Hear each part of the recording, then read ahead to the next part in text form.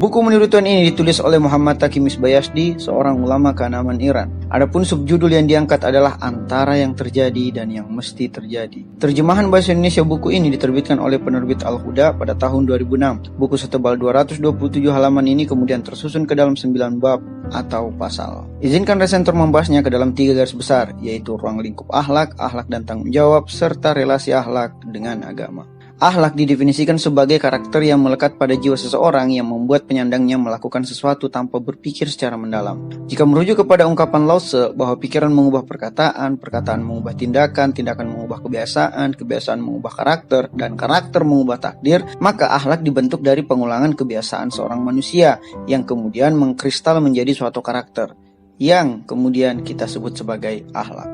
Marahnya seorang penyabar tidak dapat dikatakan akhlak. Dan begitupun sebaliknya, sabarnya seorang pemarah tidak dapat pula dikatakan akhlak, karena penilaian akhlak seseorang ditentukan dari akumulasi kebiasaannya, bukan tindakannya sekali waktu. Jika dibandingkan dengan gagasan Mutahari dalam bukunya yang berjudul Falsafah Akhlak, perbuatan seorang ibu dalam menyusui anaknya hanyalah perbuatan alami, bukan perbuatan akhlaki, karena tidak selamanya sang ibu menyusukan anaknya dan sang ibu tidak akan menyusui anak orang lain. Ketika sang ibu telah berpikir secara mendalam untuk tidak menyusukan bayi orang lain, di saat itulah perbuatan tersebut dikatakan bukan perbuatan akhlaki, melainkan perbuatan alami. Lalu, apakah semua perbuatan berakhlak dapat dikatakan baik? Tergantung kepada perbuatan apa yang dilekatkan kepada akhlak tersebut. Jika perbuatan tersebut buruk, misalnya mencuri, maka perbuatan tersebut dikatakan akhlak yang buruk. Namun jika perbuatan tersebut baik, misalnya menolong orang lain, maka perbuatan tersebut dikatakan akhlak yang baik. Bagaimana pula menentukan standar kebaikan itu?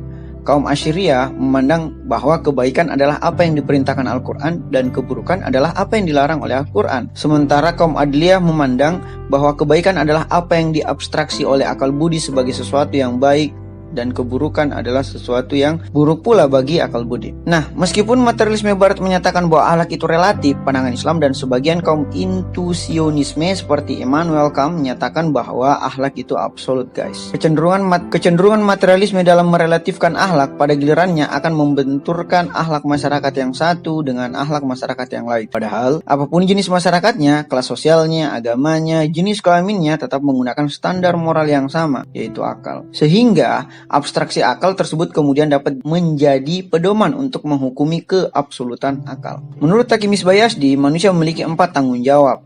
Tanggung jawab diri meniscayakan keharusan memenuhi hak diri. Orang yang tidak adil pada diri sendiri disebut berlaku zalim pada diri. Tanggung jawab kedua adalah tanggung jawab kepada masyarakat. Seseorang yang hanya berlaku adil pada diri tapi abai terhadap hak-hak masyarakat disebut sebagai tidak berlaku adil pada masyarakat. Tanggung jawab ketiga adalah tanggung jawab kepada alam. Inilah yang selalu kita abaikan karena kecenderungan antroposentris yang hanya memandang hablu minallah dan hablu minannas. Padahal terdapat pula hablu minal alam. Seseorang yang hanya berlaku adil pada manusia namun abai terhadap alam disebut sebagai menzalimi alam. Itulah mengapa manusia sering ditegur dalam Al-Quran sebagai makhluk yang sering berbuat kerusakan di muka bumi. Adapun tanggung jawab tertinggi adalah tanggung jawab kepada Allah, sehingga menurut Imam Ali Zainal Abidin alaihissalam dalam Risalah Al-Huquq, hak Allah kepada manusia adalah hak yang paling utama. Seseorang yang abai terhadap berlaku adil pada Allah seperti berterima kasih atau beribadah kepadanya, maka disebut sebagai berlaku tidak adil kepada Allah atau kafir dan sombong. Dari keempat tanggung jawab itu terciptalah 4 tingkatan akhlak, yaitu ego diri, ego manusia, ego semesta, dan ego tauhid.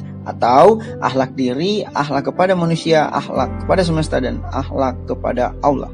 Bagaimana dengan relasi akhlak dan agama? Terdapat 3 pandangan mengenai relasi akhlak dan agama, yaitu pandangan pertama menyatakan bahwa antara akhlak dan agama tidak memiliki keterkaitan sama sekali. Bahkan agama harus disingkirkan agar tidak menghambat akhlak untuk dapat memandu kehidupan manusia. Pandangan ini misalnya didukung oleh Nietzsche, Karl Marx, Hikmah, Sigmund Freud. Pandangan kedua menyatakan bahwa hanya dengan akhlak manusia dapat memahami agama. Agama membutuhkan akhlak dan tidak dapat dipisahkan sama sekali. Dan akhlaklah yang mesti ditonjolkan demi keberlanjutan agama. Pandangan ini misalnya didukung oleh Immanuel Kant dengan konsep akal praktisnya. Pandangan ketiga menyatakan bahwa akhlak adalah bagian dari agama. Karena agama memiliki 3 bagian nih guys, yaitu akidah, akhlak, dan syariat. Akhlak tak ubahnya batang pada pohon agama, di mana akarnya adalah akidah dan rantingnya adalah syariat. Pandangan inilah yang didukung oleh para filsuf muslim, bahwa agar pohon keagamaan bertumbuh, perkokohlah akar akidahnya, tinggikan dengan batang akhlaknya, dan rindangkan dengan ranting syariatnya. Adapun perspektif kami sebagai resentor, jika dibandingkan dengan falsafah akhlaknya Mutahari yang lebih mengalir, buku ini lebih sistematis,